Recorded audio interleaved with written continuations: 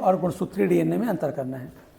तो जैसा कि आप जानते हैं कि प्लाज्मिड डीएनए जो होता है ये बैक्टीरिया के अंदर एक एक्स्ट्रा क्रोमोसोम होता है जो गोलाकार होता है, और इसी बैक्टीरिया के अंदर ये इसका न्यूक्लियोइड होता है जिसमें इसके बाकी के गुणसूत्र होते हैं। तो ये इसका गुणसूत्रीय डीएनए है और ये इसका प्लाज्मिड डीएनए है। प्लाज्मिड डीएनए और ये है इसका गुणसूत्रीय डीएनए। गुणसूत्रीय डीएनए। तो इन्हीं दोनों में अंतर जानने के लिए कहा जा रहा है कि इन्हीं दोनों में क्या अंतर होता है ये बताइए। तो एक तरफ है प्लाज्मिड डीएनए और एक तरफ गुणसूत्रीय डीएनए में हम लोग अंतर करते हैं। तो जैसा कि उस चित्र में देख पा रहे होंगे कि प्लाज्मिड जो होते हैं वो छोटे और गोलाकार डीएनए अणु होते हैं। प्लाज्मिड डीएनए छोटे और गोलाकार डीएनए अणु होते हैं, लेकिन जो गुणसूत्रीय डीएनए होते हैं ये बड़े होते हैं ये।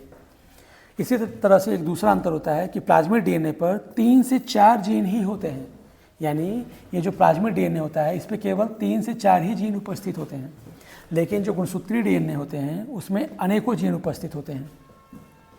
इसी प्रकार से जो प्लाज्मिड डीएनए होते हैं उसमें प्रतिजैविक प्रतिरोधकता जीन होते हैं, यानी इस पर कुछ ऐसे जीन उपस्थित होते हैं जो एंटीबायोटिक के अगेंस्ट काम करते हैं, यानी एंटीबायोटिक का उन पर कोई प्रभाव नहीं पड़ता है। लेकिन इन गुणसूत्रीय डीएनए पर प्रतिजैविक प्रतिरोधकता वाले जीन नहीं होते हैं।